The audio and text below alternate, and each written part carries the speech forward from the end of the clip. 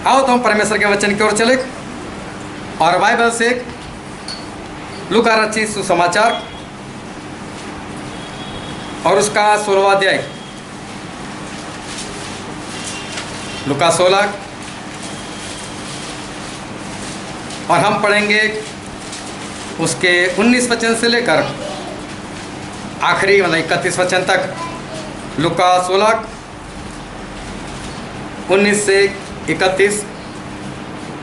एक धनवान मनुष्य था जो बैंजनी कपड़े और मलमल मयी था और प्रतिदिन सुख विलास और धूमधाम के साथ रहता था।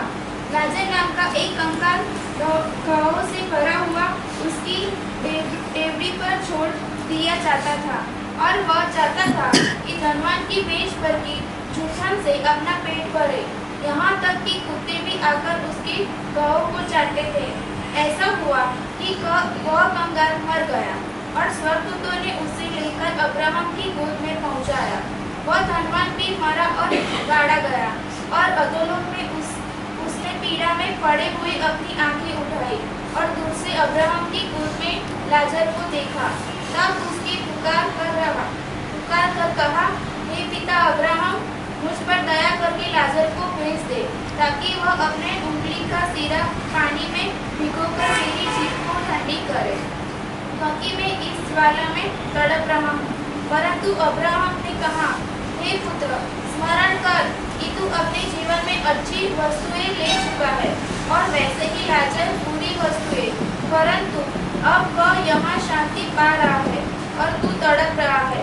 इन सब बातों को छोड़ हमारे और तुम्हारे बीच एक भारी गहरा गड्ढा ठहराया गया है कि जो यहाँ से उस पार तुम्हारे पास आना चाहे वे न जा सके और न कोई वहाँ से इस पार हमारे पास आ सके। उसने कहा, तो हे पिता, मैं तुझसे विनती करता हूँ कि तू उसे मेरे पिता के घर भेज, क्योंकि मेरे 5 भाई हैं। वह उनके सामने इन बातों की गवाही दे, ऐसा न हो कि वे भी इस पीड़ा की जगह में आए। अब्राहम ने उससे कहा, उनके पास तो मूसा और भविष्यवक्ताओं की पुस्तकें हैं, वे उनकी सुने। उसने कहा, नहीं हे पिता अब्राहम, पर यदि कोई मारे हुओं में से उनके पास जाए तो वे मन फिराएंगे। उसने उससे कहा, जब वे मूसा और भविष्यवक्ताओं की नहीं सुनते तो यदि मरे हुओं में से कोई भी जी भी उठे तो भी उसकी नहीं मानेंगे। परमेश्वर पिता का वचन हमारे बहुत ही आशीषित है और परमेश्वर पिता का वचन सच्चा है और बाइबल में लिखा है, यदि तू सच्चाई को जानेगा तो सच्चाई तुझे आज़ाद करेगी। हालेलुया। आज एक बार फिर बहुत ध्यान से परमेश्वर के वचन को सुनना ताकि हम उसको दिल में उतार सके और आने वाले दिनों में उसके अनुसार चल सके, क्योंकि आज 21 नवंबर और 2021 चल रही है और परमेश्वर ने आज का दिन हमें बताया है। और पिछले कुछ महीनों से मतलब कि 2019 और उसके नवंबर से इस धरती के हालात जो है वो कुछ बिगड़ने लगे और मेरे ख्याल से 2019 नवंबर या तो दिसंबर में कोरोना नाम की एक महामारी जो है वो चलने लगी और चाइना से उसकी शुरुआत हुई और धीरे धीरे वो सभी जगह पर फैलने लगी और तकरीबन पूरी दुनिया में वो बीमारी फैल गई। कई लोगों ने बहुत मजाक भी उड़ाया और कई लोगों ने उसके ऊपर जोक बनाया, लेकिन वो बीमारी कई लोगों को ख़त्म कर गई। और इतना ही नहीं, मेरे जीवन में मैंने ऐसी पहली बीमारी देखी जिसकी लहर आती है। पहली लहर आ गई, फिर दूसरी भी लहर आ गई और दूसरी लहर में हमने देखा हमारे भारत में तकरीबन हर रोज़ 7,000 से ज़्यादा लोग मर जाते थे एक दिन में कोरोना नाम की उस बीमारी से।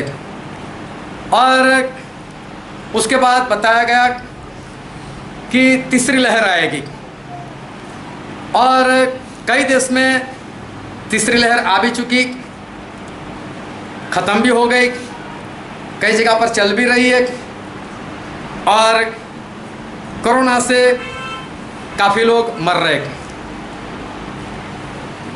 और दूसरी लहर में तो मैंने यहाँ तक देखा कि ऐसा कोई इंसान नहीं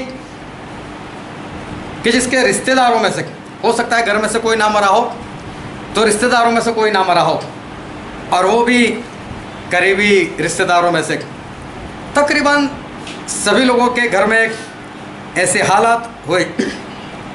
अभी तीसरी लहर जो है वो भारत में दरवाज़ा खटखटा रही है। कुछ वक्त पहले बोल रहे थे कि नहीं आएगी, लेकिन वापस धीरे धीरे केस बढ़ रहे। त्योहार थे, चले गए, चुनाव है, वो भी आकर चला जाएगा, और अचानक से बीमारी बढ़ेगी और एक बार फिर वही दौर, और लगता है उससे भी ज़्यादा घातक दौर चलेगा, और मालूम नहीं कितनी मौतें हो जाएगी। और आज सब लोग आप यहाँ पर हो, उसका कारण ये है कि मैं यहाँ पर हूँ, और मैं यहाँ पर इसलिए हूँ कि परमेश्वर ने यही बात दिखाई थी कि यहाँ से निकलो, क्योंकि बहुत सारी मौत होने वाली है। और इसलिए वो होने से पहले परमेश्वर ने वहाँ से बाहर निकाला और इस जगह पर परमेश्वर लेकर आए। अभी ध्यान से समझते रहना, प्रार्थना भी नहीं बचा सकती, ऐसा भी होता है। पिछले दिनों में एक भाई साहब थे, अस्पताल में एडमिट किया था उनको, और उनका ब्लड प्रेशर बहुत डाउन हो गया था, तकरीबन कुछ 33-35 के करीब। अब मुझे नहीं मालूम इतना ब्लड प्रेशर मतलब क्या, लेकिन मुझे बताया गया कि ब्लड प्रेशर बहुत डाउन है और ऊपर नहीं आ रहा है, और इसलिए डॉक्टर ने बोल दिया कि ये मर जाएगा। लेकिन किसी वजह से मेरा जाना हुआ, वो मशीन लगाया हुआ था, उस पर ब्लड प्रेशर दिखा रहा था कि इतना ब्लड प्रेशर है। जैसे ही प्रार्थना हुई, जैसे उसको कोई घुमा रहा है, वो नंबर बढ़ते गए, और जहाँ तक ब्लड प्रेशर आना चाहिए वहाँ पर आकर रुक गए मेरे सामने। छुट्टी भी मिल गई दूसरे दिन, घर पर भी पहुँच गए, और हफ्ते बाद मुझसे फ़ोन आया कि भाई साहब मर गए। बोला ऐसा कैसे हो गया? इतना अच्छा छुटकारा दिया था परमेश्वर ने। मैं गया उनके घर, और उनकी पत्नी ने बताया, बोले आपने प्रार्थना की थी, तब से सभी कुछ अच्छा ही था, लेकिन बोले वो स्लिप मार गए घर में, और एक बड़ा डिब्बा जिसको हम कोठी बोलते हैं, जिसके अंदर हम अनाज भरते हैं, तो वो इस तरह से गिरे कि उसका जो कोना था वो यहाँ पर सर में लग गया, और लहू बह गया, वो मर गए। बीमारी तो अच्छी हो गई थी, लेकिन फिर भी उनके जीवन में एक मौत आ गई। कई बार हम सुनते हैं, अरे अभी अभी तो मैंने उनके साथ बात की थी, अच्छे खासे थे, भले थे, क्या हुआ? बाथरूम में गए थे, गिर गए, मर गए। मौत का कोई ठिकाना नहीं। कभी भी मौत जो है वो किसी को भी मिल सकती है, कभी भी मौत किसी के पास भी आ सकती है।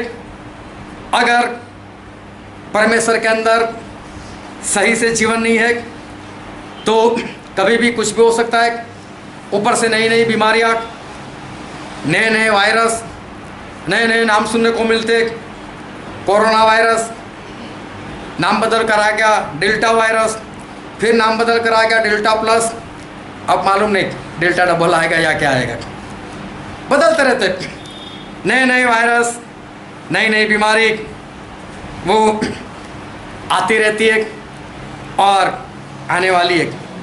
तो ये सारी बातों से हमें पता क्या चलता है? धरती कंप हो रहे, प्रजा प्रजा के विरुद्ध हो रही है, देश देश के विरोध में काम कर रहा है, अफवाहें चल रही है। ये सारी बातें जो हो रही है वो हमें कहना क्या चाहती है? ये सारी बातें एक ही हमें कह रही है कि अभी वक्त हमारे पास नहीं है। वक्त नहीं है तो हमें कुछ करना पड़ेगा। जब हमारे पास वक्त नहीं तो जितना भी वक्त अगर हमारे पास रह गया है उस वक्त के अंदर हमें कुछ ऐसा करना पड़ेगा जो आज तक नहीं किया हम लोगों ने, या जो आज तक नहीं जाग रहे, तो समझो कि अभी वक्त आ गया है जागने का, नहीं तो वो सारे मार दिए जाएंगे। और बहुत ध्यान से समझना कि आज हमने जो वचन पढ़ा था वो एक बार नहीं, हमने कई बार पढ़ा है। आप लोगों ने घर में भी कई बार पढ़ा होगा। उसमें दो लोगों की बात है, एक लाजर और एक है धनवान, जिसके नाम के बारे में नहीं बताया। लेकिन उस धनवान की जगह पर अपने आप को रख कर आज का सारा मैसेज जो है उसको सुनना, तो परमेश्वर क्या कहने के लिए जा रहे हैं वो हमें पता चलेगा। क्योंकि आज का वचन आप सभी के लिए नहीं है, इतना याद रखना। आज का वचन आप सभी के लिए नहीं है, लेकिन मत्ती में ऐसा लिखा है, उसका 13वां अध्याय, मत्ती रचित सुसमाचार, उसका 13वां अध्याय और उसका 9वां वचन। जिसके कान हो वो सुन ले। बाइबल में लिखा है जिसके कान हो वो सुन ले। फिर प्रकाशित वाक्य, उसका 2रा अध्याय, उसका 7वां वचन।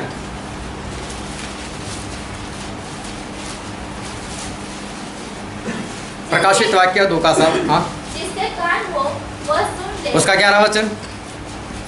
जिसके कान हो वह सुन ले। देखो, हमने 3 बार पढ़ा, और भी जगह पर लिखा हुआ है, सारे जगह पर हम पढ़ना नहीं चाहते, लेकिन आज का वचन सिर्फ उसके लिए जिसके कान है। हालेलुया। इसलिए जिसके कान नहीं है और है मगर सुन नहीं रहे, उसके लिए ये आज का वचन वो नहीं है। लेकिन जिसके भी कान है वो आज अच्छी तरह से परमेश्वर के वचन को सुन ले। क्योंकि प्रभु यीशु किसी की शादी करवाने के लिए नहीं आए थे। प्रभु यीशु किसी को बच्चा देने के लिए नहीं आए थे। प्रभु यीशु किसी को जॉब देने के लिए नहीं आए थे। प्रभु यीशु आपको धनवान बनाने के लिए नहीं आए थे। प्रभु यीशु आपको बंगला दिलाने के लिए नहीं आए थे। प्रभु यीशु आपको गाड़ी दिलाने के लिए नहीं आए थे। ये सारी बातें जो है वो व्यर्थ है, और परमेश्वर प्रभु यीशु उसके लिए नहीं आए थे। ना ही वो इस सारी बातों के लिए वो मरे। प्रभु यीशु आपकी चंगाई के लिए भी नहीं मरे, आपकी बीमारियां दूर करने के लिए मरे नहीं। आपकी बीमारियों से चंगाई मिले उसके लिए मार जरूर खाया है, लेकिन चंगाई के लिए वो प्रभु यीशु मरे भी नहीं। लेकिन मरे किस लिए? आपको नरक से बचाने और आपको पाप से बचाने के लिए। हालेलुया। जागते रहना, तुमसे पता चलेगा कि हम सुन रहे हो। हालेलुया। क्या है, मेरा अकेले का आवाज वहाँ तक पहुँचे? हालेलुया। हाँ, यहाँ पर जोर से बोल सकते हो। हालेलुया। तो प्रभु यीशु आपको नरक से बचाने के लिए मरे, आपको अनंत जीवन देने के लिए और पापों से छुड़ाने के लिए प्रभु यीशु जो है वो मरे। जो भी चंगाई का प्रचार करता है, छुटकारे का प्रचार करता है, खुशी आनंद का प्रचार करता है, लेकिन अब सही में इस बात के लिए वक्त नहीं है कि हम चंगाई के लिए प्रचार करें, छुटकारे के लिए प्रचार करें, हम खुशी के लिए प्रचार करें, हम आनंद के लिए प्रचार करें। अब सारी बातों के लिए हमारे पास वक्त नहीं है। और जो कोई ऐसा प्रचार करता है कि परमेश्वर प्रभु हमको धनवान बनाने के लिए आए, तो वो भी झूठा है, और उसका जो प्रचार है उसका प्रचार भी झूठा है। ऐसी बातों को मानना नहीं है। लेकिन बाइबल में एक वचन हम पढ़ते हैं, लूका रचित सुसमाचार, उसका 12वां अध्याय, उसका 15वां वचन। और उसने उनसे कहा, चौकस रहो और हर प्रकार के लोग से अपने आप को बचाए रखो, क्योंकि किसी का जीवन उसकी संपत्ति की बहुतायत से नहीं, किसी का भी जीवन, बहुत ध्यान समझना, किसी का भी जीवन उसकी संपत्ति की बहुतायत में नहीं है। मतलब परमेश्वर आपको धनवान बनाने के लिए नहीं आए, ये झूठा प्रचार है। जो लोग ऐसा बोलते हैं परमेश्वर आपको बहुत पैसा देंगे, सोना देंगे, चांदी देंगे, लेकिन प्रभु यीशु खुद ऐसा बोलते हैं कि परमेश्वर ऐसा कहते हैं कि तुम्हारा जीवन, किसी इंसान का जीवन उसकी संपत्ति की बहुतायत में नहीं। मत संपत्ति ज़्यादा हो उससे जीवन मिलता है, ये बात गलत है। एक बात और पढ़ते हैं, मत्ती उसका 4 अध्याय उसका 4 वचन।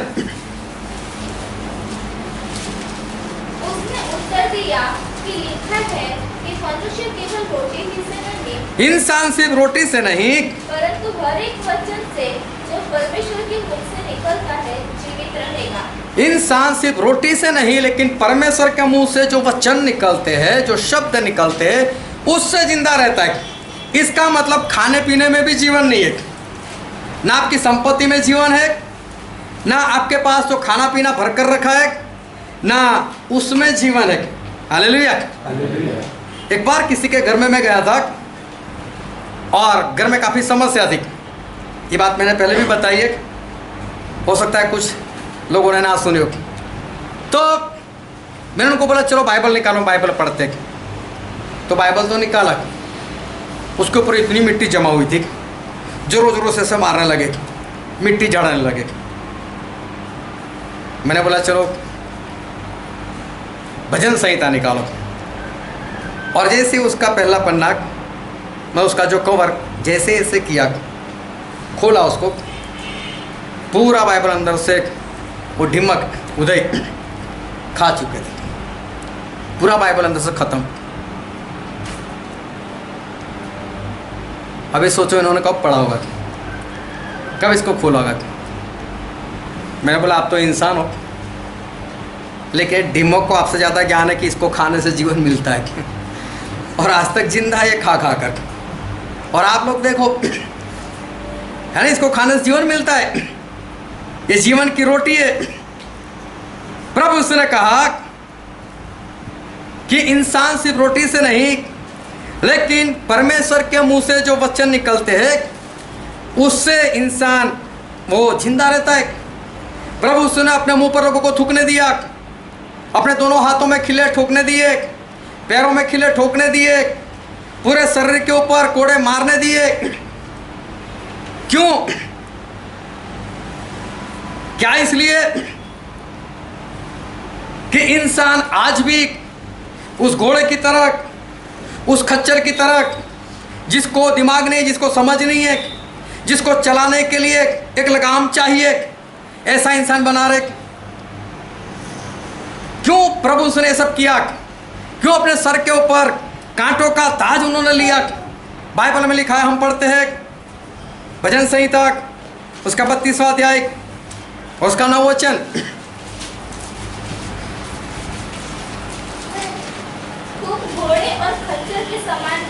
तुम घोड़े और खच्चर के समान ना बनो, तुम तो इंसान लोग हो। जो समझ नहीं रखते, जो समझ नहीं रखते, उनकी उम्र को लगाम और बाग से रोकने पड़ती है। हाँ, उसके ऊपर तो लगाम लगानी पड़ती है, तब जाकर दाएं बाएं किस तरह से चलना उसको समझ में आता है। लेकिन परमेश्वर बोलते मैंने इतना मार खाया क्यों? तुम्हारा दिमाग खुल जाए, तुम्हें पता चलना चाहिए कि मैंने ये जो मार खाया है वो क्यों खाया है। आज भी इंसान जो है उसको पता नहीं चलता। वो परमेश्वर कोई बंगला गाड़ी के लिए नहीं आए, वो कोई पैसा देने के लिए नहीं आए, कोई सोना चांदी देने के लिए नहीं आए, आपको जॉब दिलवाने के लिए नहीं आए, शादी करवाने के लिए नहीं आए, बच्चे के लिए नहीं आए। इंसान आज भी इतना सब कुछ परमेश्वर ने किया, इतना मार खाया, कांटों का ताज पहना, और आज भी इंसान परमेश्वर के पास मांगता क्या है? परमेश्वर मुझे जॉब दे दो ना अच्छी, मुझे शांति मिल जाएगी। परमेश्वर एक लड़की दे दो ना, एक लड़का दे दो ना, मेरी शादी हो जाएगी। परमेश्वर शादी हो गई, एक बच्चा दे दो ना। परमेश्वर मेरी इनकम को बढ़ाओ ना, घर में मेंबर हमारे बढ़ गए, मेरी तनख्वाह बढ़ नहीं रही। आज इंसान परमेश्वर के पास ऐसे मांग रहे, बस परमेश्वर एक जॉब मिल जाए, मेरे जीवन में शांति आ जाएगी। जॉब मिली 2 महीने 5 महीने 6 महीने की, परमेश्वर जॉब तो मिल गए, अब एक लड़की दिला दो, लड़का दिला दो, शादी हो जाए। परमेश्वर वो भी काम किया, शादी भी हो गई। परमेश्वर शादी को 1 साल हो गया, एक बच्चा भी दिला दो, परमेश्वर वो भी दे दिया। परमेश्वर बच्चा बीमार हो गया, उसको चंगाई दे दो। परमेश्वर बच्चे को पढ़ाना है, तनख्वाह बढ़ा दो। बस इंसान को ऐसा लगता है ये मिल जाए और शांति आ जाए, ये मिल जाए उसके बाद शांति आ जाए, ऐसा हो जाए और मेरे जीवन में शांति आ जाए। लेकिन बहुत ध्यान से समझना, ना आपकी जॉब में शांति है। कितने लोग जॉब करते हैं? हाथ उठाओ तो। कितने लोग खुशी से करते हैं? बहुत मजा आता है वहाँ।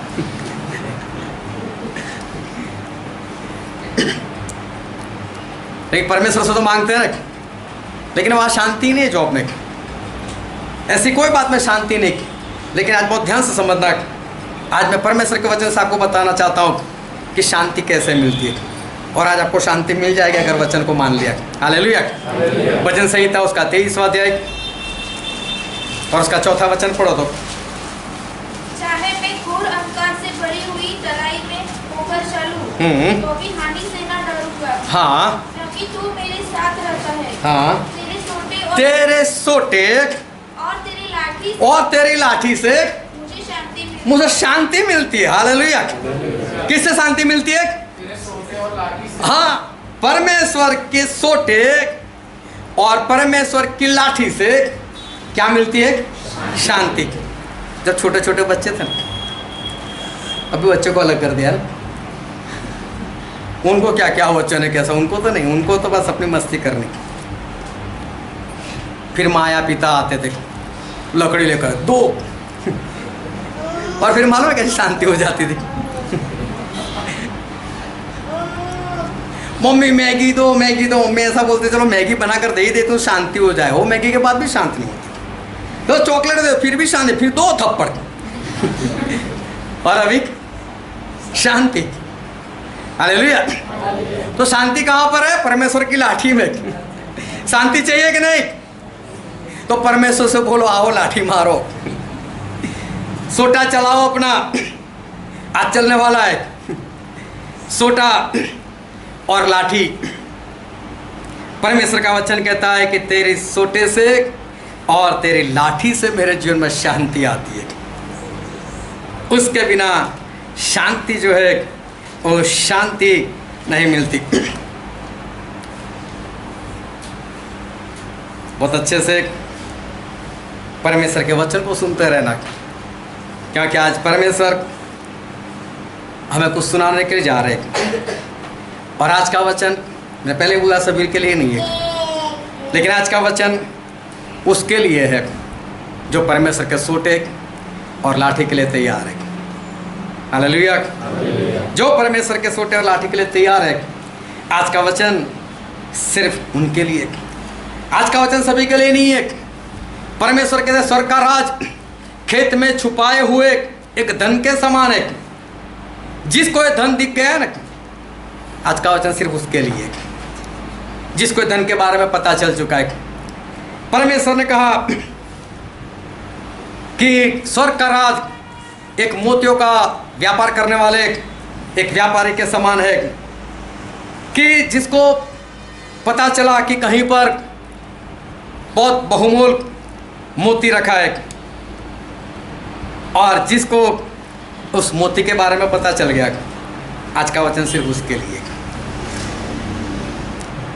बाकी अभी भी जिसको चंगाई चाहिए, जिसको छुटकारा चाहिए, जिसको शादी करनी है, जिसको बच्चे चाहिए, जिसको जॉब चाहिए, मैं वो स्पष्ट कहता हूँ, आज भी अगर कोई इस बात के लिए अगर यहाँ पर आया तो मेरा बन कर बाहर जाकर बैठ जाओ। आपके लिए वचन है ही नहीं। आज का वचन वो बहुत स्पष्ट है। आज का वचन जिसे पता चल चुका है कि मेरे परमेश्वर के वचन उस बहुमूल्य मोती के समान है, वो खेत में छुपा एक धन के समान है। जिसको धन के बारे में पता चल गया, उस मोती के बारे में पता चल गया। आज का वचन सिर्फ उसी के लिए है। आज का वचन उसके लिए है कि जिसकी आंखें देखती है और जिसके कान जो है वो सुन रहे। हालेलुया। जो वचन आज हमने पढ़ा था लूका रचित सुसमाचार उसका 16वां अध्याय, और हमने पढ़ा था 19 से लेकर 31 वचन तक। कोई मत निकालो, क्योंकि ये वचन सभी को मालूम है। अगर मैं यहाँ से किसी को भी खड़ा कर यहाँ पर बुलाऊँ आगे, ये पूरी बात वो बता सकता है।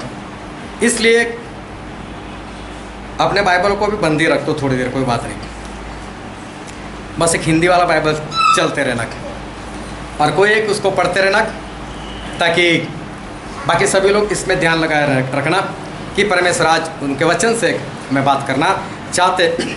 तो जो वचन हमने पढ़ा वहाँ 19वां वचन को पढ़ो तो एक बार फिर से। एक धनवान मनुष्य था, एक धनवान मनुष्य था जो व्यंजनी कपड़े और मलमल पहनता था। हालेलुया। एक धनवान इंसान और वो व्यंजनी कपड़े, व्यंजनी मतलब पर्पल कलर के कपड़े। इसमें कोई बड़ी बात नहीं है। पर्पल कपड़े में उस जमाने में थी, उस जमाने में पर्पल कपड़ा मिलता नहीं था, बनता नहीं था, और जो बनता था वो बहुत ही महंगे कि सिर्फ राजा होता था वो उसको खरीद सकता था, और राजा व्यंजनी कपड़ा पहनता था। लेकिन ये इंसान बहुत धनवान था, इसलिए वो भी खरीद सकता था, और वो व्यंजनी कपड़े पहनता था और साथ में मलमल।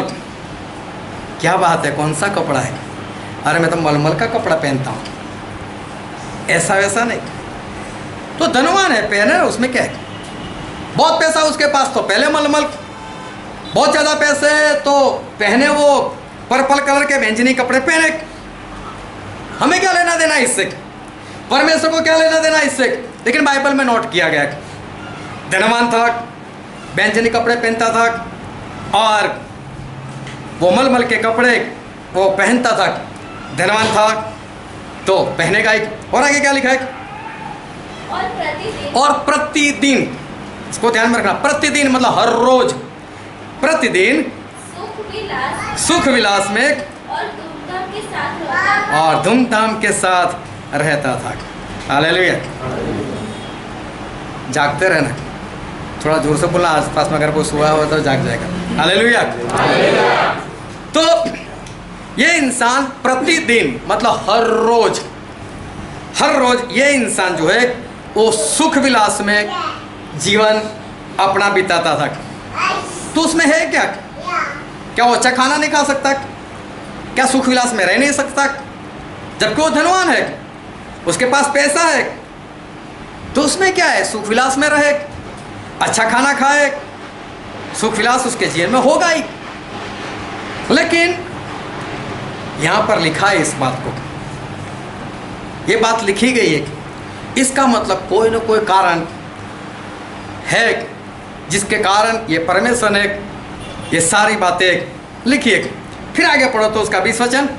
और लाजरस नाम का एक कंगाल, और लाजरस नाम का एक कंगाल मतलब भिखारी, घावों से भरा हुआ जिसके पूरे शरीर में फोड़े पड़े हुए थे, उसकी देवड़ी पर छोड़ दिया जाता, उसकी देवड़ी पर मतलब उसके दरवाजे पर छोड़ दिया जाता था। हालेलुया। समझना इस बात को। लाजरस नाम का एक कंगाल था, भिखारी था, जिसको पूरे शरीर में फोड़े पड़े हुए थे। उसको इसकी मंजिल के पास में, इसके घर के पास, इसकी देवड़ी पर, इसका जो भी बंगला उसके बाहर छोड़ दिया जाता था। मतलब सुबह उसको कोई रख कर जाता होगा उसके घर वाले, और रात में उसको वहाँ से ले जाते होंगे। तो लाजर नाम का एक भिखारी कंगाल जिसके पूरे शरीर में फोड़े पड़े हुए थे। और फिर क्या लिखा है आगे? और वो चाहता था कि धनवान की मेज पर के झूठन से अपना पेट भरे। हाँ, ये चाहता था कि उसको कुछ खाना मिल जाए जो धनवान के टेबल के ऊपर गिर जाता है, लेकिन वो भी नसीब नहीं होता था उसको। और कुत्ते आकर उसके घावों को, उसके फोड़े को वो चाटते थे। मतलब शरीर के ऊपर कपड़ा नहीं था। मालूम नहीं जगह कौन सी होगी, लेकिन मुझे ऐसा लगता है कोई मेन रोड होगा और वहाँ से और लोग भी गुजरते होंगे, और इसलिए इस भिखारी को वहाँ पर छोड़ दिया जाता था ताकि आने जाने वाले कुछ दे दे, लेकिन इसकी निगाहें उस धनवान के प्रति थी। अभी क्या हुआ, दोनों मर गए। ये धनवान भी मर गया और लाजर भी मर गया। आज आप जितने भी साल से मसीह में आए हुए और जितने भी साल से मेरे साथ जुड़े हुए, आज समझ लो पूरा निचोड़ इस मैसेज में है। तो दोनों मर गए और जैसे ही मर गए उनकी परिस्थिति में परिवर्तन आ गया। हो सकता है आप मरे कैसे हो, किस परिस्थिति में मरे हो, लेकिन मरने के बाद आपकी परिस्थिति में परिवर्तन आ सकता है। आपकी परिस्थिति में मौत के बाद कोई बदलाव आ सकता है। दोनों की मौत सेम हुई है, दोनों अच्छी तरह से मर गए। लाजर भी मर गया और धनवान भी मर गया। मौत तक दोनों के जीवन में बराबर है, मौत दोनों के लिए एक समान है, दोनों मर गए। लेकिन जैसे ही मौत हो गई तो जो गरीब था, कंगाल था, भिखारी था, फोड़े पड़े हुए थे, उसकी परिस्थिति अचानक बदल गई। धनवान हो गया, कपड़े पहनने लग गया और स्वर्ग में अब्राहम की गोद में बैठने लग गया। और जो धनवान था वो कंगाल हो गया, वो गरीब हो गया, उसके शरीर पे फोड़े पड़ गए। बाइबल में नहीं लिखा, लेकिन मेरी बात पर विश्वास ना हो तो घर जाकर गैस जलाकर 2-4 सेकंड अपनी उंगली रखना, पता चल जाएगा कि फोड़े पड़ते आग में। हालेलुया। अब इसको फोड़े पड़ गए, ये आग में। अभी दोनों की परिस्थिति जो है वो बदल गई। इसका मतलब अगर आप गरीब हो, आप बीमार हो, आपके जीवन में कुछ मुश्किलें हैं, हमेशा नहीं रहेगी, एक दिन आएगा सब चला जाएगा।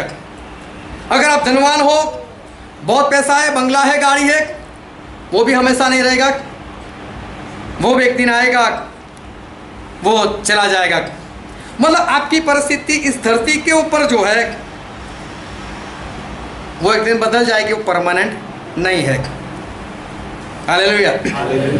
आपकी परिस्थिति वो परमानेंट नहीं है। इन दोनों की औकात बदल गई। जो धनवान था वो पूरा नीचे आ गया, जो नीचे था वो पूरा ऊपर चला गया। दोनों की औकात जो है वो बदल गई। और इब्रानी में ऐसा लिखा है, इब्रानी का पुस्तक उसका 9 अध्याय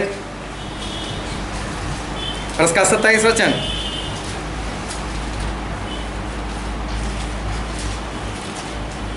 और जैसे मनुष्य के लिए एक एक बात को, आज एक एक शब्द को बहुत ध्यान समझना है। हाँ, जैसे इंसान, फिर से पढ़ो। और जैसे मनुष्य के लिए, हाँ, जैसे मनुष्य के लिए एक बार मरना और उसके बाद न्याय का होना नियुक्त है। और न्याय का होना नियुक्त है। सभी के लिए एक बार मरना नियुक्त है। लेकिन मरेगा कौन? जिसके पास जीवन है। हालेलुया। जिसके पास जीवन है वही मरेगा ना। इसका मतलब जीवन और मौत और उसके बाद न्याय होना ये तय है। जीवन है आपके पास, वो तय है, जीवन है ही आपके पास। उसके बाद मौत भी होगी, ये बात भी तय है। मौत होने के बाद आपका न्याय भी होगा, ये भी तय है। लेकिन एक बात तय नहीं है, और वो ये है कि मौत के बाद अब्राहम की गोद में जाओगे या नरक में जाओगे। ये बात अभी तय नहीं है। जो आखिर तक टिका रहेगा वो उद्धार पाएगा। मतलब जीना आपका तय है कि आपको जीवन जीना है, मरना भी आपका तय है कि आप दिन मर जाओगे। मरने के बाद आपका न्याय भी होगा, ये भी तय है। लेकिन न्याय के बाद क्या होगा? आपका न्याय क्या हुआ? आप स्वर्ग में जाओगे या नरक में जाओगे, ये तय नहीं है। इसका मतलब जो तय नहीं है ना, उसे हमें आज तय करना है। जीवन तो है ही, जियोगे ना, क्या परमेश्वर के पास जीवन मांगना? वो तो है ही, जी रहे हो आप। मौत को भी मांगने की जरूरत है, वो तो होनी ही है। न्याय भी मांगने की जरूरत है, होने ही वाला है। तय क्या नहीं है कि कहाँ जाओगे, स्वर्ग या नरक। जो तय नहीं है उसे तय करने की ज़रूरत है। जो आपके लिए अभी तक तय नहीं हुआ है उसे तय करना बहुत ज़रूरी है। इस धनवान को नहीं मालूम था कि वो नरक में चला जाएगा। उसके लिए ये बात तय नहीं था कि मेरा क्या होगा। और कोई मुझे बता सकता है, वचन हमने सभी ने पढ़ा कि मौत के कितने साल बाद इनको स्वर्ग या नरक मिला? हाँ, जोर से बोलो, सभी को पता चल गया। तुरंत मतलब कितना तुरंत? हाँ, एक पल में ही हो गया। ध्यान से समझना, कोई गैप नहीं। जैसे यहाँ पर आंख बंद हुई, अभी तो लोग ऐसे चेक कर रहे और वहाँ पर आपका फैसला हो गया। अभी तो यहाँ किसी ने बोला भी नहीं, मालूम नहीं, देखो तो मर रहा है, मर गया कि नहीं, अभी तो तय कर रहे हैं मरना, और वहाँ तो तय हो चुका, कोई गैप नहीं, और सब खत्म हो गया। एग्ज़ाम थी बच्चों की, हम सभी लोग पढ़े लिखे हुए, चाहे कम ज़्यादा वो अलग से बात है, पढ़ते तो एग्ज़ाम होती है। हालेलुया, एग्ज़ाम दिए ना हम सभी ने। बच्चा एग्ज़ाम दे रहा था, इतिहास में सवाल था, गुजरात में हिंदू मुसलमानों के दंगे कौन से साल में हुआ था? 2000, 2001, 2002, 2003। लड़के ने लिख दिया 2001। कब हुआ था? 2002। लड़का बाहर निकल गया, सप्लीमेंट्री दे दी। ए यार, 2002 लिखना था। वो ध्यान समझना, 2002 लिखना था। वापस एग्जाम होगी, सप्लीमेंट्री मिलेगी, अब क्या आएगा? रिजल्ट। यहां पर आंखें बंद कर, ये करना था, वक्त ही नहीं, अब रिजल्ट। परमेश्वर ने बोल दिया जा नरक में, वह जा स्वर्ग में, अब कोई बीच में गैप नहीं। अरे यार 2001 लिखना था, 2002 लिखना था, अब नहीं है वक्त। ये हमारे एग्जाम है, सप्लीमेंट्री दी, नो गैप, कुछ भी नहीं। मौत और न्याय के बीच में एक थोड़ा सा भी गैप नहीं है, दोनों के बीच में कोई भी वक्त नहीं है। इसलिए जो भी करना है आपकी मौत से पहले। कब है मौत? मौत कब है? अरे कोई एक तो बोलो, मेरी मौत कब होने वाली? नहीं मालूम, अभी हो सकती, अभी यहां पर बैठे हो सकती मौत। हाँ हो सकती। तो कब काम करना पड़ेगा? आज ही। हालेलुया। जो भी करना है वो आज और अभी, उसके बाद हमारे पास वक्त नहीं है। मौत से पहले जो भी काम करना है वो करते रहो। अभी नरक में धनवान तो चला गया, उसको जलन हो रही है और पीड़ा भी हो रही है, लेकिन आज बहुत ध्यान समझना, आज नरक की बहुत सारी बातें मैं बताने वाला हूँ परमेश्वर के आत्मा से, और जो आपने अभी तक सोची नहीं होगी और समझी भी नहीं होगी, आपके दिमाग में आई भी नहीं होगी। नरक में जलन है, पीड़ा है, दुख है, दर्द है, और साथ में समझ शक्ति भी है। वहाँ पर ऐसा नहीं कि दिमाग काम नहीं कर रहा है, वहाँ पर दिमाग काम कर रहा है। धनवान ने आंखें उठाई, सामने देखा, तो लाजर, वो धरती पर थे ना, दोनों आमने सामने धरती पर थे ना।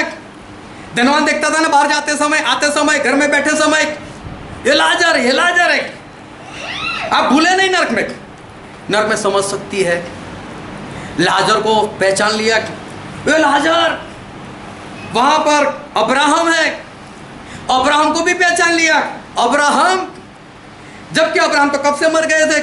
मुझे नहीं लगता है धनवान का भी अब्राहम को मिला है। समझ सकती है? पहचान लिया उस अब्राहम को, पहचान लिया उस लाजर को।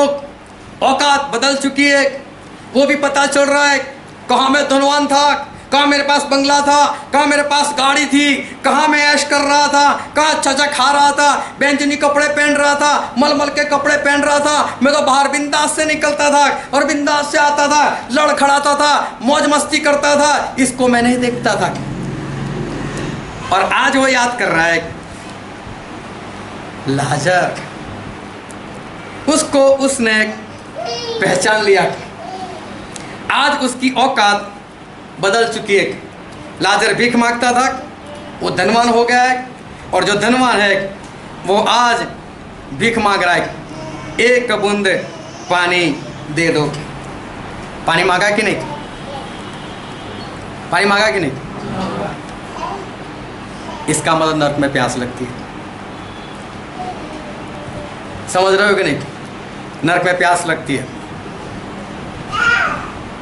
और नर्क का जो तापमान है मेरे अंदाजे से 2800 डिग्री, 2800,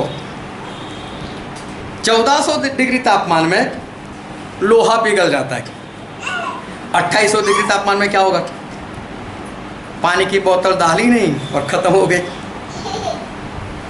नहीं पहुंचेगी आपके पास। मैं कई बार देखता हूँ 1 घंटा प्रचार और उसमें 2-3 बार तो लोग पानी पी लेते हैं। धीरे से बोतल निकालो, पानी पियो। यहाँ तो आग नहीं है, यहाँ तो गर्मी नहीं है, 2800 डिग्री तापमान नहीं है। अगर यहाँ पर 1 घंटे में 2 से 3 बार अगर आपको प्यास लग सकती है, तो 2800 डिग्री तापमान में कितनी देर में प्यास लगेगी? लगेगी तो सही, बुझेगी कब? नर्क में प्यास लगेगी, ध्यान में रखना। पानी नहीं मिलेगा। ज़्यादा नहीं, कभी आप घर पर बैठकर 3-4 घंटे पानी मत पीना, फिर गला जो ना ऐसा भी नहीं होगा, अंदर कुछ नहीं जा पाएगा, आपका मुंह पूरा सूख जाएगा। अभी वहाँ पर कोई गिनती तो है नहीं कितने साल रहना है, वहाँ से बाहर ही नहीं निकलना है। प्यास बढ़ती जाएगी, 2800 डिग्री तापमान। मैंने पहले ही बोला, जो धनवान जहाँ पर है ना, वहाँ पर अपने आप को रखना। अभी समझो आप वहीं पर गिर चुके हो, अभी जिंदा हो, लेकिन समझो वहाँ पर गिर चुके हो, तो ही ये मैसेज आपके समझ में आएगा। इसको प्यास लगेगी, अगर 1 बूंद पानी मिल जाए। अभी सोचो प्यास लगती है तो फिर भूख भी लगती होगी, है ना? प्यास है तो भूख भी लगेगी ना। अब इसको भूख भी लगेगी, लेकिन पानी नहीं मिल रहा है, तो साथ में खाना भी नहीं मिल रहा है। खाना भी नहीं मिल रहा है। कोई पढ़ो तो इसका 23वां वचन, और किसी के पास इंग्लिश बाइबल हो तो इंग्लिश में से भी ये वचन पढ़ना। 23 वचन। हाँ, इसलिए अवश्य है कि स्वर्ग में की वस्तुओं के प्रतिरूप इनके द्वारा शुद्ध ये की, कहाँ पढ़ रही? और अधोलोक में उसने पीड़ा में पड़े हुए अपनी आंखें उठाई, और अधोलोक में पड़े हुए पीड़ा में उसने अपनी आंखें उठाई। ये कोई इंग्लिश में तो पढ़ो तो क्या लिखा है?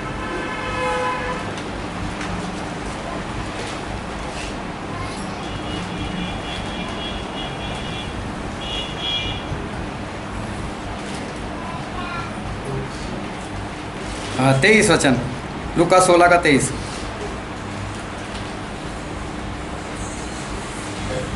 And in hell he lifted up his eyes, being in torments, and seeth Abraham afar off, and Lazarus in his bosom. यहाँ पर ऐसा लिखा है, एंड इन हेल, मतलब कि नरक में, ही लिफ्ट अप हिज आइज, उसने आंखें ऊंची कर कर देखा, बीइंग इन टॉर्मेंट, मतलब उस पीड़ा में उसने अपनी आंखें उठाकर नरक में उसने देखा। यहाँ पर एक शब्द है टॉर्मेंट, जो हमने पढ़ा पीड़ा, तो यहाँ पर एक शब्द है टॉर्मेंट, और टॉर्मेंट का मतलब होता है टॉर्चर करना, किसी को दुख देना। वो नर्क ऐसी जगह है ना कि वहाँ की जो आग है ना वो दुख देगी आपको, वो दुख दे रही, पीड़ा दे रही है। उस आग में जान है, वो जीवित है, वो आपको पीड़ा दे रही है। वो अंदर वो आपको ऐसा दुख और दर्द दे रही, जैसे टॉर्चर करना। किसी को पकड़ कर पूछो 21 साल, बार बार पूछो, 10 बार पूछो, कल कहाँ गया था? कल मैं घर में था। नहीं, बोल तू, बता तू कल कहाँ था? अरे मैं घर में था। दे थप्पड़, बोल तू कल कहाँ था? फिर भी नहीं माना, लकड़ी ले और 2 थप्पड़ मार दी, और 2 लकड़ी मारे, बोल तू कहाँ था? नहीं गया वो तो बोल दे कि मैं गया था बाहर। टॉर्मेंट इसको बोलते, पीड़ा इसको बोलते। नर्क इंसान को पीड़ा देगी, उसको टॉर्चर करेगी, उसको प्यास लगाएगी, उसको भूख लगाएगी। और ये ऐसी चीज़ नहीं है कि किसी को गोली मार दो और वो मर गया, बात ख़त्म हो गई। वहाँ पर मौत तो है ही नहीं। यहाँ पर जैसे कोई किसी को त्रास दे रहा है, ऐसी ये जगह है। अभी इसने नजर उठाकर देखा, इसका मतलब आंखें है, आंखें देख रही है, आंखें देख रही है। जवान है, वो बोल रही है, पिता अब्राहम, लाजर को बोलो 1 बूंद पानी। प्यास है, भूख है, दुख है, पीड़ा है, आंखें देख रही है, जबान बोल रही है, शरीर अनुभव कर रहा है मुझे बहुत प्यास लगी है। और वो जबान बोलती है, वो जबान बोलती है। अब्राहम बोलते हैं और ये धनवान सुनता भी है, मगर इसके कान भी है और उसको सुनाई भी दे रहा है। सारा शरीर है वहाँ पर, सारा शरीर जलकर भस्म नहीं हो रहा है, सारा शरीर वहाँ पर काम कर रहा है। आज आपके जीवन में जैसी जैसी फीलिंग्स है ना, वो सारी फीलिंग्स वहाँ पर है, वो सारी बातें वो वहाँ पर है। अगर ना होता तो सही में बहुत अच्छा होता, ऐसी फीलिंग्स ना होती तो बहुत अच्छा होता, लेकिन वहाँ पर फीलिंग्स है। अब्राहम ने कहा हम दोनों के बीच में खड्डा है, ना तू इधर ना लाजर उधर आ सकता है। इसका मतलब जो नरक में जाएगा वो हमेशा के लिए नरक में रहेगा, और जो स्वर्ग में जाएगा वो हमेशा के लिए स्वर्ग में रहेगा। फिर आगे पढ़ते उसका 25वां वचन। परंतु अब्राहम ने कहा, अब्राहम ने ऐसा कहा, हे पुत्र स्मरण कर। बहुत ध्यान से समझना है एक शब्द को। आज ये चैप्टर जो है उसको हम बहुत डिटेल में एक एक शब्द से देखना चाहते हैं। और हमने क्या बोला? स्मरण कर, मतलब याद कर, याददाश्त भी है आपकी। हालेलुया, याददाश्त भी है वहाँ पर तो, और याददाश्त वहाँ पर काम कर रही। इंसान भूल जाता है। जब किसी स्त्री को एक बच्चा होता है उसको बहुत पीड़ा होती है, और ऐसा कहा जाता है कि धरती पर जितनी भी पीड़ा है उसमें सबसे ज़्यादा पीड़ा यही है, एक बच्चे जन्म की पीड़ा। फिर भी देखना, 2 बच्चे भी होते, 3 भी होते, 4 भी होते। क्यों? पहले वाला दुख भूल गई तो दूसरा बच्चा भी हो गया, फिर भूल गए तो तीसरा भी हो गया। इंसान भूल जाता है अपने दुख को, क्योंकि लगातार दुख रहता नहीं, और इंसान उस दुख को भूल जाता है। पैर टूट गया, ऑपरेशन हो गया, रोता था, चिल्लाता था, 2 महीने हुए, 3 महीने हुए, सारा दर्द चला गया, वही वापस कहा भूल गया, एक्सीडेंट हुआ था, है ना। इंसान भूल जाता है। कभी किसी के साथ लड़ाई झगड़ा हो गया, मार खाया, फिर भूल गया, फिर वही चर्बी, फिर वही गाली, फिर वही क्रोध, फिर से झगड़ा हो गया, पहले वाली थप्पड़ याद नहीं रही। इंसान भूल जाता है कि उसको ऐसे पहले दर्द हुआ था, लेकिन यहाँ पर तो याद दिला रहे, अब्राहम उसको बोल रहे, पुत्र याद कर, अगर आपके जीवन में कभी ऑपरेशन हुआ है, आपका कभी हाथ पैर टूटा है और वो हर रोज़ याद आता हो तो वो दर्द, वो हर रोज़ वो दर्द आ जाए तो कभी कभी, हर रोज दिन में एक बार 1 घंटा वो दर्द आ जाए तो इंसान क्या सोचे, इससे अच्छा तो पैर ही निकाल कर फेंक दो यार, हाथ निकाल कर फेंक दो, सर निकाल कर फेंक दो, हर रोज अगर ऐसा होता हो तो। और अब्राहम याद दिला रहे, ए पुत्र स्मरण कर, स्मरण कर। मेरा एक मित्र था, उसका पैर टूट गया था, दूसरे मित्र के साथ स्कूटर पर गया था, एक्सीडेंट हो गया, और जब तक वो पैर ठीक नहीं हुआ, उसका दर्द नहीं चला गया, तब तक हर रोज बोला काम है, उस दिन इसके साथ चला गया, तेरे साथ रहा होता तो अच्छा, काम है इसके साथ चला गया, बाद में वापस भूल गया। जब तक दुख तक, तब तक उसको याद आया। अभी इस धनवान को अब्राहम याद दिला रहे, ए पुत्र स्मरण कर, याद कर उस दिन को, याद कर, उसको याद दिला रहे बार बार।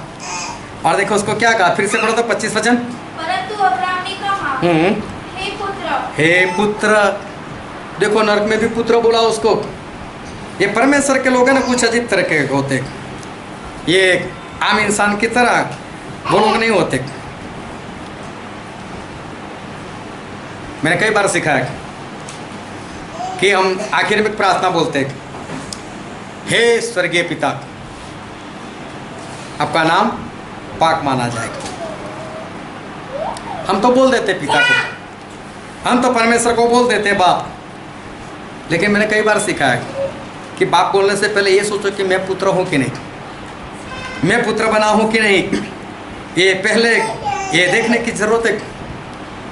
जो उड़ाऊ पुत्र था, उसको भी तो पुत्र ही बोला गया था, तो उड़ाऊ, वो कौन सा अपना बाप का कहा हुआ वो मानता था। जब यहूदा इस्करियोती प्रभु उसको पकड़वाने के लिए गए, प्रभु उसको चुम्मा लेकर कहा कि इसको पकड़ लो, आता प्रभु ने उसको यहूदा को क्या बोला, वो तो दुश्मन बन कर आया था, क्या बोला, मित्र, क्या तुम मुझे चुम कर इन लोगों के हवाले करना चाहते। परमेश्वर की बात अलग है, वो तो हमको पुत्र भी बोल देंगे, वो तो मित्र भी बोल देंगे। एक इंसान था जिसने शादी वाले कपड़े नहीं पहने थे, फिर भी मालिक ने बोला मैंने जो कपड़े भेजे थे वो कपड़े पहन कर क्यों नहीं आया, उसको भी बोला मित्र। तो परमेश्वर के लोग वो तो कुछ अलग से है, वो तो किसी को भी पुत्र बोल देते और किसी को भी वो तो पुत्र या मित्र वो तो कह देते। लेकिन हमें ध्यान रखना है कि मैं सही में पुत्र हूँ कि नहीं, मैं सही में मित्र हूँ कि नहीं। ये धनवान, उसके जैसा पुत्र बनना है कि हम नरक में जाए और वहाँ पर भी अब्राहम बोले तू मेरा पुत्र, तू मेरा पुत्र, और हम खुशी से लोगों को देखो मैं पुत्र हूँ, अभी भी मैं पुत्र हूँ। या फिर उस लाजर की तरह हम पुत्र बने, किस तरह से हम पुत्र बने। बाइबल में लिखा है, हम पढ़ते रोमन का पत्र उसका 8वां अध्याय और उसका 14वां वचन।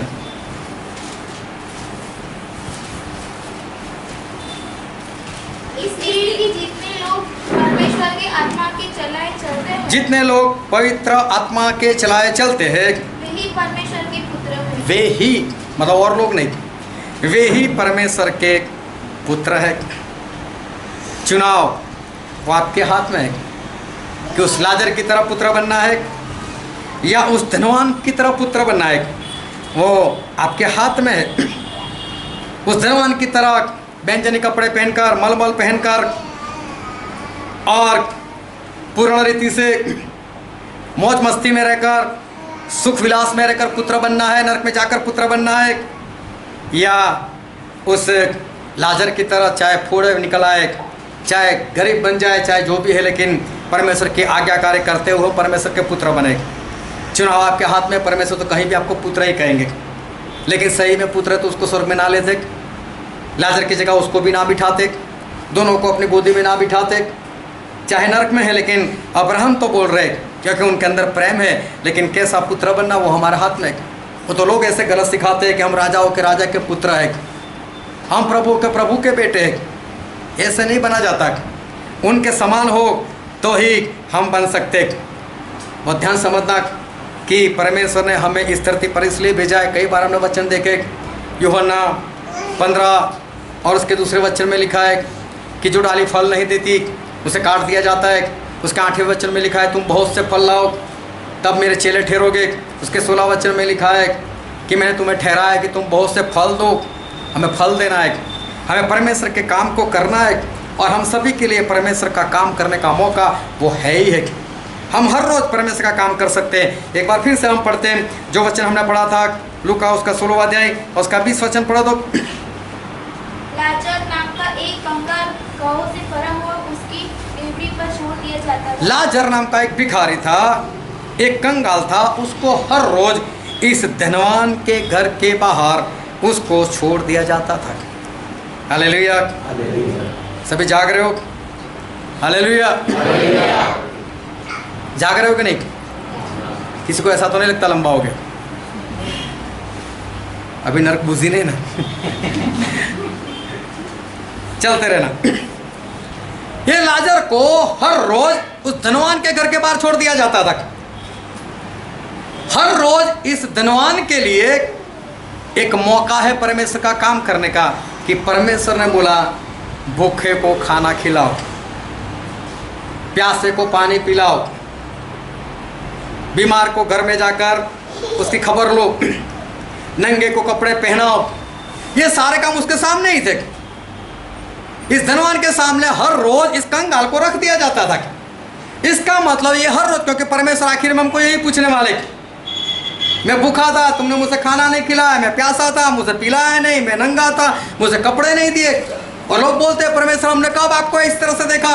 बोले मेरे छोटे भाइयों में से एक को नहीं किया, मतलब मुझे नहीं किया। मतलब परमेश्वर हमको पूछने वाले। हर रोज इस धनवान के पास परमेश्वर का काम करने के लिए एक इंसान मौजूद है। हर रोज इसके पास वक्त है, हर रोज इसके पास मौका है कि एक भूखे को खाना खिलाए, एक प्यासे को पानी पिलाए, एक नंगे को कपड़े पहनाए, एक बीमार की वो दवाई करवाए। इस धनवान के पास हर रोज परमेश्वर का काम करने के लिए हर रोज उसको मौका मिलता है। क्या आपके आसपास, क्या आपके घर के आसपास, क्या आपकी सोसाइटी में, क्या आपके मोहल्ले में जहां पर आप जॉब करते हो, क्या आपको कोई लाजर दिखाई नहीं देता? क्या सारे के पेट भरे हुए? क्या सभी परमेश्वर के वचन से तृप्त है? क्या सभी पवित्र आत्मा से भरे हुए? क्या आपको आपके आसपास में कहीं पर वो लाजर नहीं दिखाई देता? क्या पवित्र आत्मा का कोई प्यासा नहीं दिखाई देता? कोई परमेश्वर के वचन का भूखा नहीं दिखाई देता? चारों ओर देखो तो दुनिया ऐसे लाजर से भरी हुई है। इसको हर रोज एक मौका मिलता था और हर रोज ये लाजर को वो देखता था। यहाँ तक उसको नाम भी याद है, क्योंकि नरक में उससे पुकारा लाजर को भेजो, मतलब नाम मालूम था उसको। नाम मालूम था तो उसका घर भी मालूम होगा कहाँ पर इसको रात को लेकर जाते। अगर नाम मालूम था तो ये भी पता था इसको फोड़े निकले। अगर नाम मालूम था तो ये भी मालूम था कि इसके कपड़े नहीं है। नाम मालूम था तो ये भी पता था ये भूखा है, प्यासा है, सब कुछ इसको मालूम था। लेकिन इस धनवान ने वो आखिर में किया क्या? वो तो हर रोज ये इस कंगाल को लाकर इसकी देवड़ी पर छोड़ दिए जाते थे और ये हर रोज बेंजनी कपड़े और मलमल पहनकर वो तो ऐश करता था। हर रोज इसको देखता था, लेकिन ये अपना ही काम करता था, सुख विलास में रहता था। हर रोज वो लाजर को देखता था, लेकिन इससे काम नहीं किया। मैं बरसों से पुकार रहा हूँ, मैं बरसों से बोल रहा हूँ, मेरे मुंह पर थप्पड़ मारो, एक आत्मा जीत कर लाओ। ले तू बोलता है ना, ले एक आत्मा लेकर आया। है किसी में हिम्मत? क्या आपके आसपास लाजर नहीं है क्या? क्या आपको कोई भूखा प्यासा दिखाई नहीं देता क्या? परमेश्वर के वचन में लिखा है हर रोज इसको मौका मिलता था, हर रोज इसके सामने छोड़ दिया जाता था। कर क्या रहे हो इतने दिनों से? क्या उस धनवान की तरह नरक में पड़ोगे तब देखोगे? कहाँ ये ऐसा था मुझे खाना खिलाना था? नरक में जाकर बोलोगे जोरों जोरों से? परमेश्वर का वचन है इस इंसान को हर रोज वहां पर छोड़ दिया जाता था। ये हर रोज जानता था कि मेरे पास काम है, इस भूखे को मैं खाना दे सकता हूं, इस प्यासे को मैं पिला सकता हूं, इसको मैं कपड़े दे सकता हूं। हर रोज इसको एक मौका मिलता था, लेकिन जानकर भी सब कुछ जानते हुए भी इसने कुछ भी नहीं किया। सब कुछ जानते हुए भी इसने कुछ भी नहीं किया। क्या आज परमेश्वर के लोगों को इस लाजर के बारे में पता नहीं है क्या? तो कर क्या रहे? वही व्यंजनी कपड़े, वही मलमल, वही सुख विलास। परमेश्वर ने मुझे चंगा किया, चंगा होकर जाओ नरक में। परमेश्वर मुझे जॉब दिलाई, जॉब देकर जाओ नरक में। परमेश्वर ने भेजा क्यों? क्या गवाही है हमारे पास? मौका तो मिलता है, फायदा क्यों नहीं उठाते? बाइबल में लिखा एक वचन पढ़ते इफिसी उसका 5वां अध्याय उसका 16 वचन, इफिसी 5 और 16।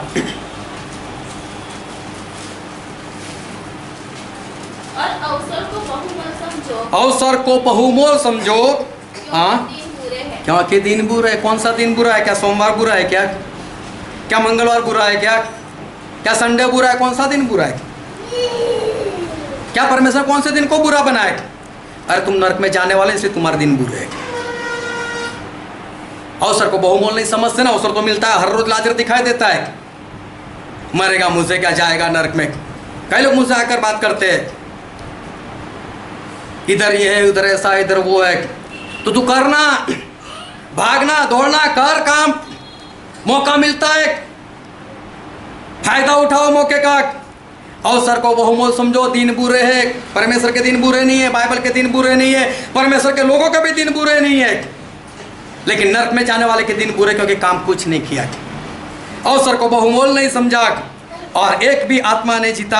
आज मौका है, मौका है, उसे जाने ना दो, उस मौके को जाने ना दो। और फिर जो वचन हम पढ़ रहे थे उसमें पढ़ो तो उसका 27 और 28 वचन, लूका 16 और 27 और 28 वचन। उसने कहा, हे पिता, मैं तुझसे विनती करता हूँ, हे पिता, मैं तुझसे विनती करता हूँ कि तू उसे मेरे पिता के घर भेज। एक एक बात को बहुत ध्यान समझना। ये धनवान उस नरक में से वो बोल रहा है कि लाजर को यहाँ पर भेज। नहीं आ सकता लाजर, पानी नहीं मिल सकता, कुछ भी नहीं हो सकता। तो आखिर में दूसरी बात बोल रहा है धनवान कि उस लाजर को मेरे बाप के घर भेज। यहाँ पर नहीं आ सकता, कोई बात नहीं, बीच में खड्डा है, नहीं आ सकता, कोई बात नहीं, वहां पर भेज, मेरे बाप के घर भेज। हाँ, क्योंकि मेरे 5 भाई हैं। मेरे 5 भाई हैं। इसको आज भी याद है, नरक में पड़े पड़े मेरे 5 भाई हैं। कितने भाई आपके लोगों के? कितने माता पिता है आपके पास? कितने रिश्तेदार हैं आपके पास? क्या वहां जाकर सोचोगे इनको कुछ सुनाना था? लाजर अच्छी जगह पर पहुंच गया, लेकिन वो धनवान वो नरक में तड़प रहा है। आज उसको अपने भाई याद आ रहे हैं। पढ़ो तो आगे क्या लिखा है। वह उनके सामने इन बातों की गवाही दे, ऐसा न हो कि वे भी इस पीड़ा की जगह में आए। इसको आज पक्का मालूम पड़ गया, मेरे भाई भी नरक में मेरे पास ही आने वाले। देखो, नरक में आग से तड़प रहा है और अपने भाइयों के लिए भी तड़प रहा है। बहुत ध्यान समझना। आज परमेश्वर आपसे क्या कहना चाहते हैं उसको समझ लेना। ये नरक में उस आग के कारण तड़प रहा है और साथ में अपने भाइयों के जीवन के लिए भी तड़प रहा है। तो ये तड़प यहाँ पर जिंदा था तब रखी होती तो खुद भी बच जाता, भाई भी बच जाते। यहाँ पर नहीं रखी तड़प। यहाँ तो बोले हाँ तेरे लिए भी बैग बना दूँ और व्यंजनी कपड़े मल मल के बस ऐशो आराम किया। इधर घूमे उधर घूमे, ये काम किया, ये चर्च में गए, वो चर्च में गए, ये मीटिंग में गए और बस सब कुछ देख कर आ गए। शादी में गए, बर्थडे में गए। हमारे वडोदरा में हर दिसंबर उसका पहला संडे पूरे वडोदरा के सारे मेथडिस्ट थे वो एक जगह पर इकट्ठा होते और मालूम है लोग अपने रिश्तेदार मिले इसलिए वहाँ जाते। अब तो सब लोग वहाँ पर मिल जाएंगे एक ही जगह पर, इसके लिए जाते। कई लोग तो बाहर कबाब मिलते उसके लिए, हाँ तो कबाब मिलेंगे खाने को, चलो वहाँ जाते।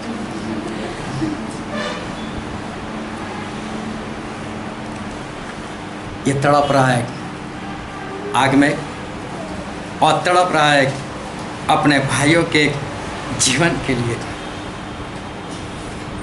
सोचो इसकी तड़प कितनी है। अगर यही तड़प उसने नीचे रखी होती तो भाई लोग भी बच गए होते और वो खुद भी बच गया होता। पीड़ा से चिल्ला रहा है, ए अब्राहम भेजो भेजो उसको। कितनी बार मैंने बताया अपनी पत्नी को बचाओ, पति को बचाओ, माता पिता को बचाओ। अरे वो आपके अपने हैं, बिठाओ ना उनको शांति से, बाइबल लेकर बैठो उनके साथ। क्या वो कोई शेर है कि आपको फाड़ कर खा जाएंगे? क्या वो गुंडे मवाली है क्या कि गन निकाल कर आपको गन मार देंगे? अरे बैठो ना उनके साथ, बाइबल खोलो, शांति समझाओ ना। लेकिन ऐसा कब होगा मालूम है? जब खुद में परिवर्तन होगा। जब खुद में ही परिवर्तन नहीं तो किसको बताओगे, किसको कहोगे बचाओ? ये इंसान इस नर्क के अंदर आज सच्चा प्रेम कर रहा है। बहुत ध्यान से समझना एक शब्द, आज इसके दिल में कोई खोट नहीं है, आज इसके दिल में कोई गंदगी नहीं है। आज अपने भाइयों को पूरे हृदय से प्रेम कर रहा है। आज वो सही से चाह रहा है कि मेरा एक भी भाई नरक में ना आने पाए। आज उसका दिल पूर्ण रीति से आग में वो साफ हो चुका है। देखो नरक में सच्चा प्रेम, अरे पवित्र आत्मा दिए गए थे धरती पर, सच्चा प्रेम कर सकते थे, लेकिन उसको वहाँ पर सच्चा प्रेम आया। काश मेरे भाइयों को मैं बचा सकूं, अगर मैंने उनको बचा लिया होता। कितनी तड़प है इसको कितनी तड़प है। एक एक 5 भाई साथ में तो नहीं मरने वाले। और कभी उसने देखा होगा ये मेरे भाई को फेंका, मेरे भाई तू कहाँ यहाँ आ गया। कितनी तड़प, 2-4 महीने हो, 2-4 साल हो, एक बार दूसरा भाई, फिर तीसरा भाई, फिर चौथा भाई, फिर 5वां भाई। सोचो इसकी तड़प कितनी बढ़ेगी। अब नहीं चाहता ये कि मेरे भाई वो नरक में आ जाए। एक बार मेरी बड़ी लड़की बीमार थी, उसको पेट में दर्द हो रहा था और वो तड़प रही थी। तो मैंने प्रार्थना की, मैंने परमेश्वर ये लड़की है, इसका दर्द मुझे दे दो। वो तड़पते बोल, नहीं प्रभु। ये लड़की बोल रही, नहीं मेरे पिता को नहीं। सोचो आज इसको सच्चा प्रेम, आज वो अपने भाई लोगों को वो तड़पते हुए नहीं देखना चाहता। आज इस इंसान के अंदर कोई भी दुष्टता नहीं है। आज ये नरक के अंदर पूरा साफ हो चुका है। कोई काम का क्या नरक में से बाहर आ सकता है? अभी क्या ये प्रेम उसको बचा सकता है? चिल्ला रहा है, लाजर को भेजो अब्राहम, लाजर को भेजो, लाजर को भेजो। अगर आपने लाजर को नहीं भेजा, अपना ध्यान बनाए रखना, तो मेरे 5 भाई इसी जगह पर आ जाएंगे। तो तू क्यों चिल्ला रहा है? ये तो परमेश्वर के दास लोग चिल्लाते हैं। मन फिराओ, बपतिस्मा लो, पवित्र आत्मा पालो, संगति में आओ। ये तो परमेश्वर के दास को पुकारना है। तू तो नरक में पड़ा है, तू क्यों पुकार रहा है? आज तू क्यों यहाँ पर बोल रहा है? तू तो खुद नरक में। ये तो प्रचारक का काम है। ये तो प्रचारक बोलेंगे कि नरक में मत जाओ। आज तू क्यों पुकार रहा है? देखो अभी नरक में प्रचार भी करने लग गया। हालेलुया। एक वचन पढ़ते इब्रानी, उसका 5वां अध्याय, उसका 12वां वचन।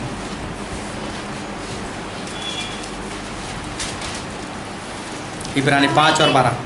समय के विचार से तो तुम्हें गुरु हो जाना चाहिए। अभी तक तो तुम्हें गुरु मतलब प्रचारक हो जाना चाहिए था। कितनी मेहनत की, कितना वचन सिखाया, कितना बाइबल पढ़ाया, कितनी मेहनत हुई। आज सुनने वाले नहीं, पुकारने वाले हो जाने चाहिए थे। ये यहाँ पर नहीं, वहाँ पर जाकर प्रचार कर रहा है। नरक में है कोई फायदा? यहाँ पर प्रचारक बनना है, यहाँ पर आगे बढ़ना है। नहीं नहीं, मैं तो एक, मेरी सीट पक्की है, मैं वहीं पर बैठूंगा, गर्म करके आ जाऊंगा। बढ़ोगे कब? जिस दिन मसीह में आए थे वहाँ से लेकर आज तक इतने सालों में कितने बढ़े, कितने आगे आए। अरे मुझे ये तो बताओ, रोका किसने? क्या तुम्हारा गो ने रोका कभी कि मत आगे बढ़ो? हमारा आराधना करते पता चल जाता है आराधना कैसी होती है। अरे बरसों से कीबोर्ड कोई बजाना नहीं सीखा, बरसों से ड्रम सेट कोई बजाना नहीं सीखा। जब आराधना का बोला जाता है, कई लोग मेरे सामने देखते हैं आराधना में मजा नहीं आ रही है। अरे क्या मैं अकेला ही आगे बढ़ूं, मैं अकेला ही सब कुछ करूं? नहीं कर सकते क्या? ये भी नहीं होता। और परमेश्वर तो कहते कि आज तक तो तुम्हें प्रचारक हो जाना चाहिए था, अभी तो कहां से कहां पहुंच जाने होने चाहिए थे, और ये अभी नरक में प्रचार कर रहा है। नरक में कोई ना आए मेरा भाई, नरक में ना आए। और 30 वचन पढ़ो तो आगे उसका, लूका 16:30। उसने कहा, नहीं नहीं हे पिता अब्राहम, पर यदि कोई मरे हुओं में से उनके पास जाए, कोई मरो में से उनके पास जाए तो वे मन फिराएंगे। तो वे मन फिराएंगे। प्रचारक की तो सुनता है कौन है? पिता मैं भी था वहां पर, मेरे पास भी प्रचारक आते थे, कहाँ मैं सुनता था। जो इस धरती पर प्रचारक है उसकी तो सुनता ही कौन है? और जब उसके नहीं सुनता ना, तो मुझे ये बताओ कि अब्राहम ने इस धनवान की कौन सी बात सुनकर उसको उसका काम किया? माने उसकी कोई भी बात, माने उसकी कोई भी बात, हालेलुया, मानी उसकी कोई बात अब्राहम ने? यहाँ पर नहीं मानोगे ना प्रचारक की, वहाँ पर आपकी कोई नहीं मानने वाला। यहाँ पर नहीं मानते, वहाँ पर भी कोई नहीं मानेगा। आज पहली बार वो भी मौत के बाद नरक में ये धनवान पूरे दिल से प्रार्थना कर रहा है। पहली बार पूरे दिल से प्रार्थना कर रहा है। आज तक उसने प्रार्थना नहीं की थी। मालूम है होल नाइट में कितने लोग आते हैं? प्रार्थना किस किस को पसंद है? प्रार्थना में मन नहीं लगता।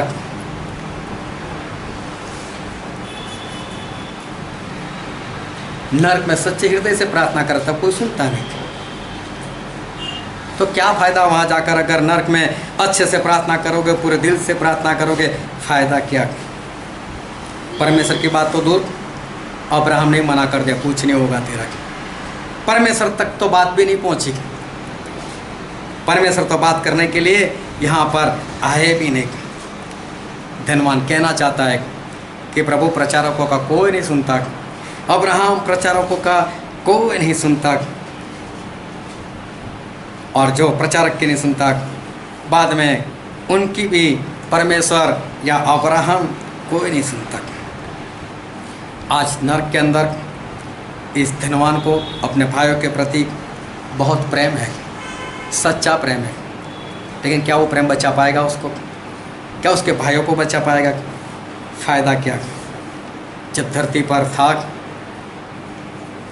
तब प्रेम करना था। आज नरक में इस धनवान के अंदर, बहुत ध्यान संबंधक, आज नरक के अंदर इस धनवान के अंदर प्रेम भी है, भलाई भी है, दया भी है, प्रार्थना भी है। आज इस धनवान के अंदर सब कुछ है, लेकिन ये सब कुछ कहाँ होना चाहिए था? जब इस धरती पर थे। ये सब कुछ इस धरती के ऊपर था, तब वो होना चाहिए था। लेकिन ये सारी बातें, ये सारा बदलाव उसको नरक में जाकर मिला। नरक में जाकर उसने अपने आप को बदला, लेकिन अब फ़ायदा क्या? एग्ज़ाम में लिख दिया 2001 और लिखना था 2002, सप्लीमेंट्री दे दी, बात ख़त्म। अब कोई फ़ायदा नहीं। अब तो सिर्फ रिज़ल्ट, अब मौका नहीं है। जब तक आप जिंदा हो तब तक आपके पास मौका है, आपके पास हर रोज़ मौका है। हर रोज़ आपके सामने एक लाजर को छोड़ दिया जाता है। हर रोज़ परमेश्वर एक लाजर को आपके पास भेजते, जो भूखा है उसको खाना खिलाने की आपकी जिम्मेदारी। वो पवित्र आत्मा का प्यासा है, उसको पानी देने की ज़रूरत है। जो आत्मा में बीमार है उसको आत्मा में चंगाई देने की ज़रूरत है। जो नंगा है, जिसके पास आज्ञाकारी नहीं, उसको आज्ञाकारी सिखाने की ज़रूरत है। मौत का कोई ठिकाना नहीं, कब आ जाए। तीसरी लहर आएगी आएगी, मौतें आएगी आएगी। कभी नवंबर में देखा कि कहीं पर बाढ़ आ जाए, अब नवंबर में बाढ़ आने लगी। वो भी हमारे भारत देश में ऐसा होने लगा। कान हो तो सुन लो। सिर्फ रोटी से आपका गुजारा नहीं होगा, परमेश्वर के वचन से ही होगा। जीवन आपका संपत्ति में नहीं है, जीवन तो परमेश्वर के साथ रहने से ही है। व्यंजनी कपड़े और संपत्ति के पीछे भागना, मलमल को पहनना, ये सब कुछ बंद कर दो। एक आखिरी बात मैं बोलकर मैं बंद करूंगा कि नूह 100 साल तक चिल्लाते रहे, जहाज बना रहे थे।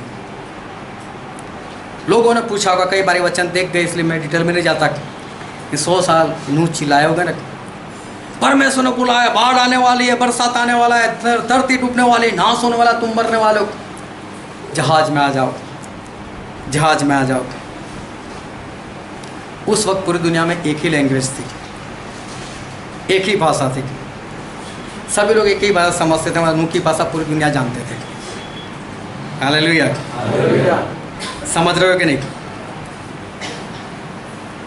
क्या किसी ने माना? थोड़ा जोर से बोलो, किसी ने माना? अरे गधों ने माना,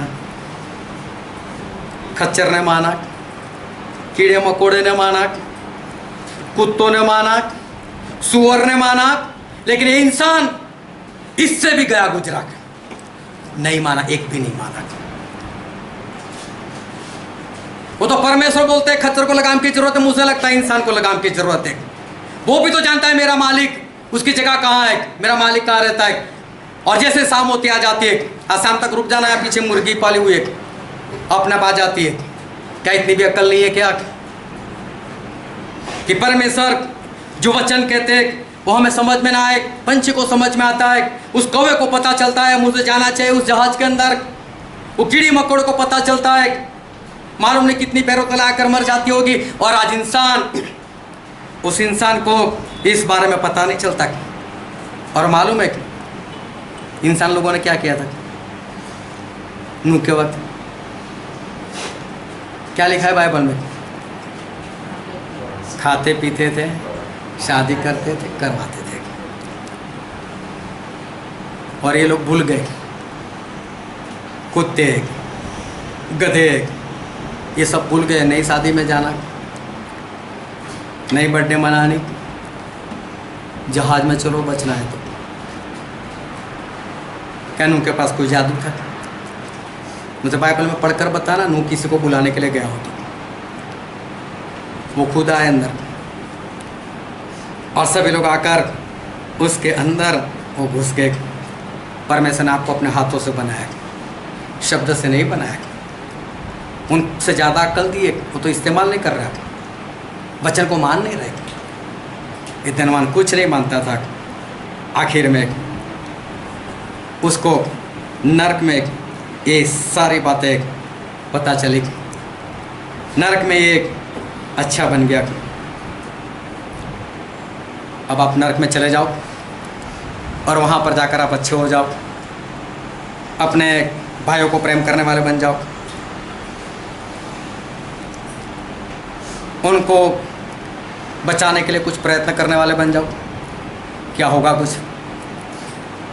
क्या वहाँ अच्छा बन जाने के बाद सही प्रेम करने के लिए सही प्रेम भी करने लगो, सच्चा प्रेम करने लगो, क्या कोई फ़ायदा है? तो फ़ायदा कब है? फ़ायदा कब है? फ़ायदा आज है। धनवान को हर रोज़ मौका मिलता था, आपको भी हर रोज़ मौका मिलता है। बहुत साल गवा दिए। सस्ता मत सोचो, ऊंचा सोचो। हमारे परमेश्वर कितने महान हैं।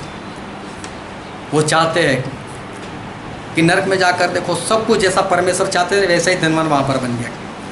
तो परमेश्वर बोला अच्छा चलो अभी आजा स्वर्ग में, तू अच्छा बन गया। इसलिए वहाँ जाने से पहले जो भी सुधार लाना है आज ही ला लो, आज ही ला लो। और अगले संडे मैं देखूंगा कि आप कितनों को लेकर यहाँ पर आते हो। मैं देखना चाहता हूँ अगले संडे। अगर आज का वचन वो आपके दिमाग में नहीं गया, काम नहीं कर रहेगा, तो समझ लेना उसके बाद कोई वचन नहीं है कि जिसके असर आपको हो सकती है। अगले संडे मैं देखना चाहता हूँ कि आप अपने साथ में कम से कम एक को लेकर आ सकते हो या नहीं। आओ हम हमारे आंखों को बंद करें, हमारे मस्तकों को प्रभु से आगे झुकाए। जो राजाओं के राजा है, जो प्रभु के प्रभु है, जो हमारे बीच में है। सभी लोग अपनी आंखें बंद रखें, कोई इधर उधर ना देखे। मेरे प्रियो,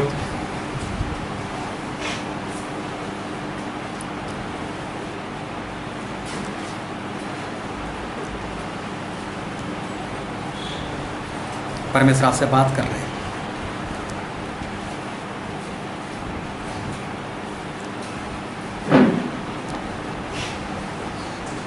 क्या आपने कभी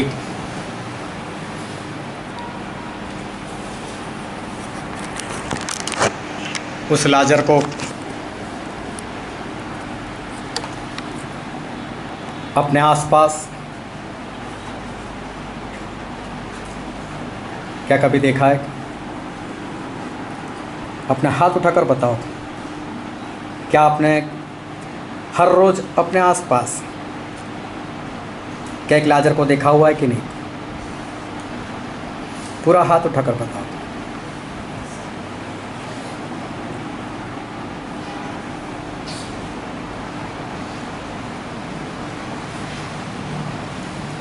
तो क्या उस धनवान और आप में कोई अंतर है? उस धनवान के भाई थे,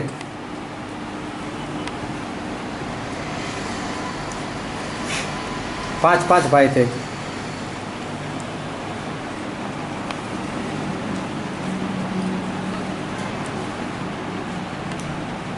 वो नरक में जाकर प्रेम कर रहा है।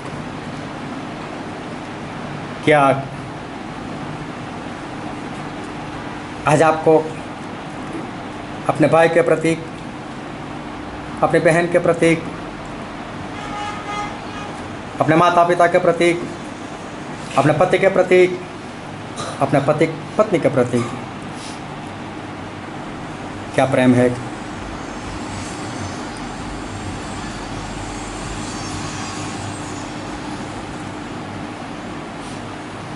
क्या आत्मा जीतने के लिए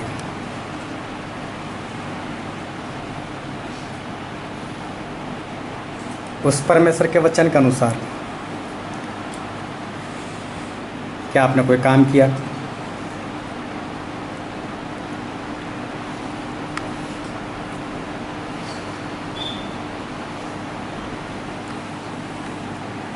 मेरे प्रियो,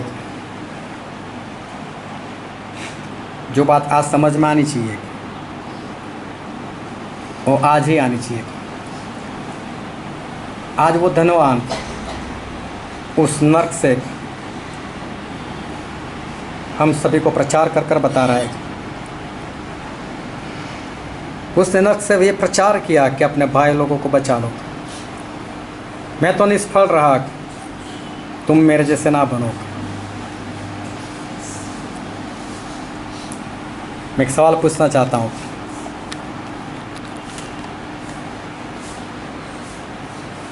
क्या सही में आप चाहते हो कि मैं आत्मा जीतूं?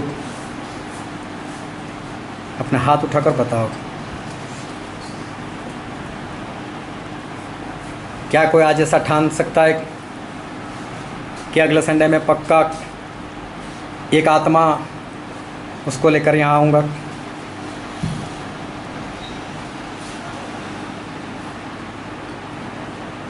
ये प्रयोग बचना बहुत ज़रूरी है। नरक में भूख भी है, प्यास भी है, जबान भी है, याददाश्त भी है। ये सब कुछ आपको याद आएगा, ये सारे प्रचार याद आएंगे अगर नरक में चले गए तो। लेकिन ना मैं चाहता हूँ, ना मेरा परमेश्वर चाहते कि कोई भी नरक में जाए। और इसलिए अपने आप को बचा लो, आज ही मौका है, आज ही अपने आप को बचा लो। ये वचन समझने के लिए, ग्रहण करने के लिए, उसके अनुसार चलने के लिए प्रभु यीशु की कृपा हम सभी पर होने पाए।